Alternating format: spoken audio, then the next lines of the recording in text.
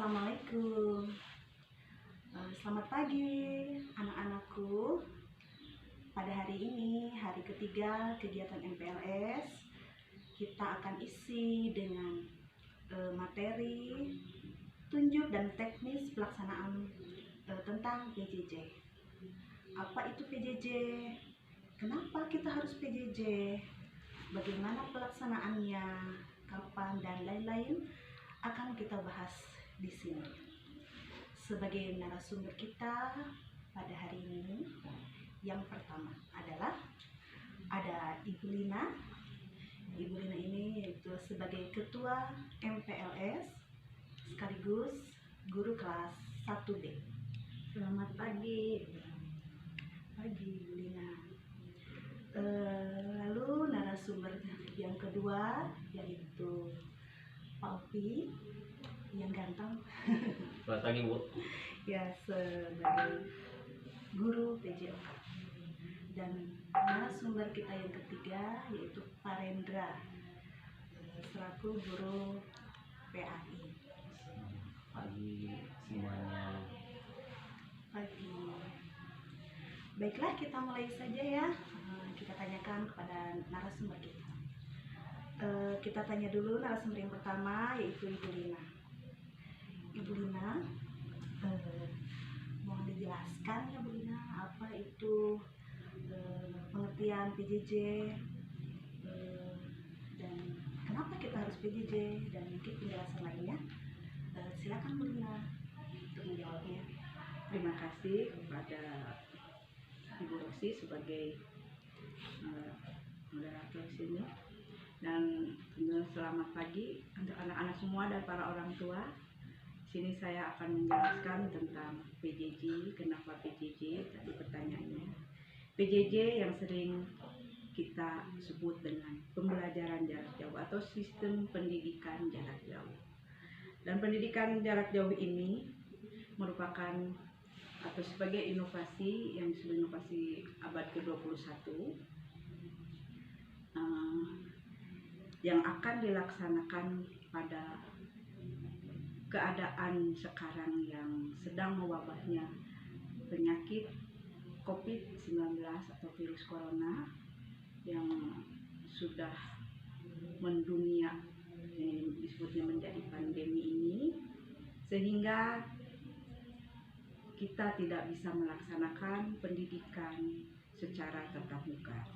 Maka dari itu digunakanlah atau dilaksanakanlah pembelajaran PJJ atau pelajaran jarak jauh. Nah, sekarang pendidikan, kenapa misalkan pendidikan untuk PJJ di SD? Di SD pun PJJ sekarang dilaksanakan karena seperti tadi kita sebutkan tidak bisa dilaksanakan untuk belajar di kelas, sehingga PJJ ini dilaksanakan di SD pula. PJJ ini manfaatnya sangat banyak sekali, karena dengan PJJ ini kita bisa belajar dengan berbagai alat-alat elektronik, dengan gadget ya, IT, dan tidak mengenal waktu juga ruang, bisa kapan saja dilaksanakan. Dan para orang tua bisa membantu, terutama sekarang ini dengan PJJ ini yang paling banyak berperan adalah orang tua, tetapi dengan arahan dari guru-guru di sekolah masing-masing. Nah, nanti kebanyakannya ini bisa dilaksanakannya menggunakan WA group atau untuk dengan Zoom meeting atau dengan Webex. Kita bisa laksanakan. Mungkin itu hanya Zoom itu hanya tidak setiap hari gitu ya, karena ini tergantung dari kesiapan dari para orang tua. Mungkin hanya itu penjelasan dari saya tentang PJJ yang dilaksanakan di SD. Terima kasih. Assalamualaikum warahmatullahi wabarakatuh. Waalaikumsalam. Terima kasih Ibu Lina yang telah memaparkan secara singkat tapi padat mengenai PJJ. Tapi mungkin ada pertanyaan ya Bu Lina. Berdasarkan PJJ yang sebelumnya ya, bagaimana pelaksanaan PJJ? Kan ini PJJ itu kan harus dibimbing ya oleh orang tua, terutama mungkin kelas bawah ya yang tidak bisa memegang gadget sendiri. Nah, tetapi orang tuanya itu bekerja. Kira-kira bagaimana ya? Apakah PJJ ini dilaksanakannya bagaimana gitu? Mohon penjelasan. Terima kasih. Seperti tadi yang sudah disampaikan bahwa dengan PJJ online ini bisa dilaksanakan kapan saja karena tidak mengenal waktu dan ruang. Jadi disebutnya pembelajaran merdeka ya, pembelajaran merdeka. Jadi bisa kapan saja dilaksanakan, tergantung dari kesiapan dari para orang tua, terutama di kelas bawah, kelas 1, 2, dan 3, karena kebanyakan anak-anak tidak memegang langsung alat-alat seperti HP gitu kan. Jadi orang tua yang harus banyak berperan di sini. Jadi untuk itu bisa kapan saja dilaksanakan. Jadi guru pun harus siap menerima hasil atau apa namanya ya, hasil dari pembelajaran ini disetor dari anak-anaknya itu. Mungkin itu saja. Oke. Ya, kemudian mungkin bila ada yang diantara orang tua yang bekerja ya, jadi PJJ bisa dilaksanakan mungkin setelah orang tua pulang kerja. Jadi fleksibel aja gitu ya. Ya. Oke, terima kasih Lina. Selanjutnya mungkin kita dengarkan penjelasan tentang PJJ dari Pak Opik. Boleh. Pak Opik dulu sebagai guru PJOK. Ya, jadi bagaimana PJJ pelaksanaannya khususnya di pelajaran PJOK. Silakan Pak Opik. Ya, terima kasih waktu dan tempatnya Bu Rosi. Assalamualaikum warahmatullahi wabarakatuh. Perkenalkan anak-anak, Pak Opik. Bapak ini sebagai guru PJOK kelas 1, kelas 3 dan kelas 5 di SDN 269 Gria Bumi Antapani. Seperti yang sudah disampaikan oleh Bu Lina, PJJ dilakukan ini dikarenakan situasi dan kondisi negara kita khususnya dan bahkan global secara mendunia ini terjadi sebuah pandemi yang selama hidup saya Bro ini baru pertama kali Bro ada pandemi ini, baru pertama mengalami. Bahkan mungkin semua orang di sini juga yang hadir baru pertama kali merasakan adanya pandemi gitu. Yang biasanya adanya cuma di TV-TV Bu Rosi, sekarang ada merasakan sendiri langsung pandemi ya, dan efeknya atau imbasnya bisa kita langsung rasakan di dunia pendidikan yang kita jalani ini.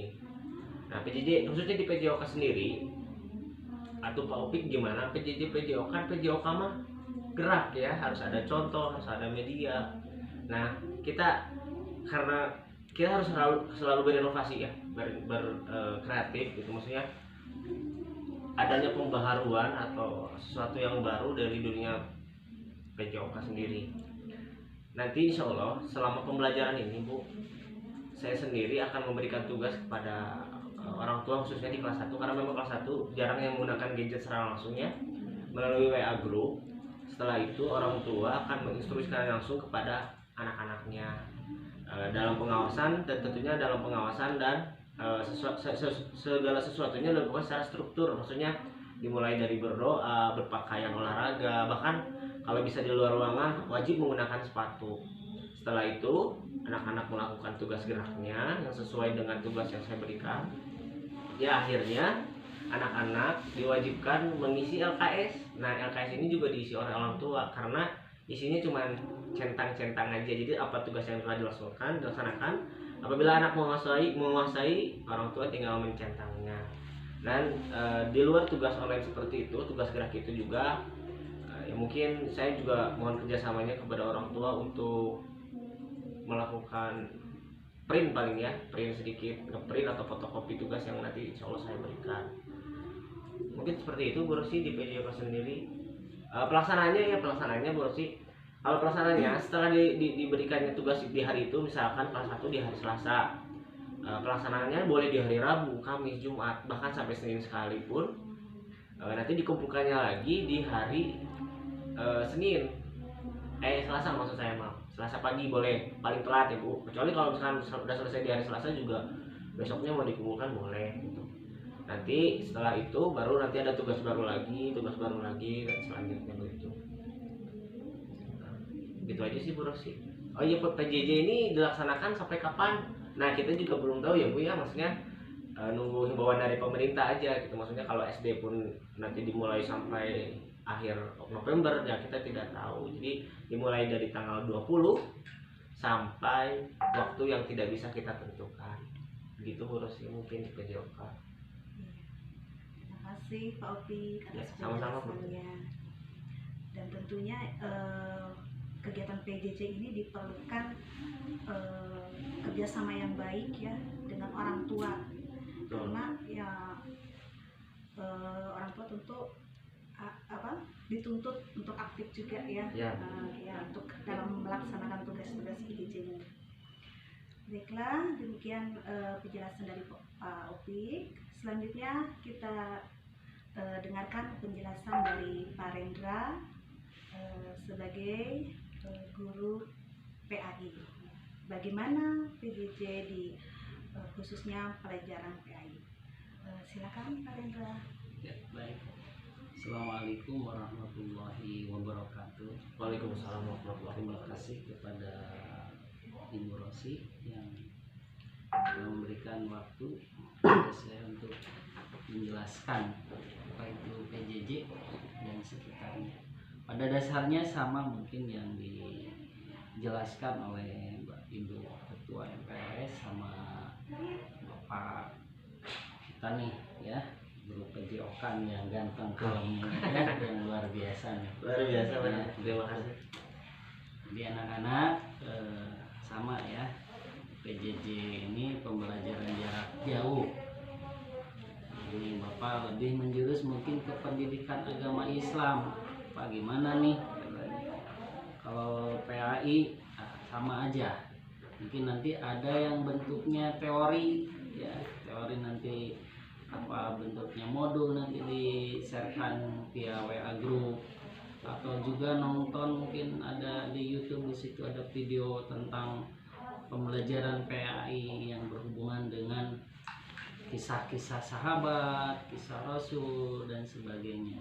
Itu nanti di-share dari Bapak ya, masalah pembelajarannya itu seperti apa. Kemudian ada juga nanti evaluasinya, evaluasi hasil pembelajaran itu mungkin bisa 3 hari sekali atau mungkin seminggu sekali ya, disesuaikan dengan keadaan waktu. Mudah-mudahan PJJ ini tidak lama lagi berakhir ya Pak Opik ya. Betul. Karena kita nih rindu dengan anak-anak, Betul sekali, rindu tatap muka gitu kan, rindu cipika-cipiki Bu ya. Nah ini mudah-mudahan ya gitu, kita berdoa kepada Allah Subhanahu wa taala. Mudah-mudahan apa yang namanya musibah ya, ini musibah bagi orang yang beriman ini dinamakan musibah Bu Rosi ya, gitu kan. Ujian ya, ujian bagi orang yang beriman ini ada musibah, ada ujian. Kalau ajab ini bagi orang-orang yang ingkar kepada Allah. Bagi orang yang beriman ini bisa musibah, bisa ujian gitu kan. Tidak sempurna iman kamu sebelum datangnya ujian bertubi-tubi. Jadi kalau kita ingin disebut orang beriman, Pak Opik harus siap diuji. Nah ini salah satu ujian untuk semuanya bagi orang yang beriman. Nah ini ya PJJ. Dan tadi ada kata YouTube, nonton video, terus kalau ada tugas, terus pembelajaran materinya juga melalui WA group. Mungkin ada juga apa itu yang namanya meeting Zoom ya, Pak ya, meeting Zoom. Wah gagah sekarang ya gitu kan. Dan memang ini harus dijadikan satu hikmah yang sangat luar biasa gitu kan. Jadi setiap waktu dan keadaan dan bagaimanapun caranya yang namanya menuntut ilmu itu bisa dilaksanakan Bu Rosi gitu kan. Tidak harus bertetap muka ternyata gitu ya. Inilah kecanggihannya teknologi dan kemahaluasnya ilmu Allah Subhanahu wa taala. Subhanallah. Ya gitu kan. Nah ini Luar biasa. lagi dan lagi kita bersyukur kepada Allah. Kita tidak usah khawatir dengan keadaan seperti ini. kita harus lebih dekat kepada Allah Subhanahu wa taala. Amin. Mungkin itu saja penjelasan secara ringkas. Nanti mungkin kalau ada orang tua yang susah mungkin ya bagaimana PJJ terus segala macam, jangan sungkan-sungkan via grup aja, nanya ke gurunya atau mungkin ke teman segala macam, teman-teman ibu-ibu segala macamnya boleh, silakan ya. Demikian Bu Rosi. Assalamualaikum warahmatullahi wabarakatuh. Waalaikumsalam warahmatullahi wabarakatuh. Terima kasih kepada Pak Rendra yang telah memaparkan secara ringkas namun padat. Mudah-mudahan tidak puas ya, mudah-mudahan tidak puas dan nanti bisa kalau ada lagi yang ingin ditanyakan nanti bisa WA lagi ya ke guru-guru wali kelasnya masing-masing atau guru bidangnya. Ya mungkin demikian pemaparan sekilas namun padat ya isinya mengenai PJJ ya, dan pemaparan ini adalah merupakan acuan pedoman ya pembelajaran kita bersama di masa pandemi corona ini, dan tentunya harapan kita dan doa kita bersama yaitu mudah-mudahan wabah pandemi corona ini cepat berakhir. Amin. Amin. Dan kita dapat bertemu di sekolah ya untuk belajar bersama di sekolah, bertatap muka secara langsung, ngobrol, bermain ya seperti sebelumnya ya. Dan mungkin kita tambah lagi mencintai sekolah kita, yaitu SDN 269 Kriya Budiantapan.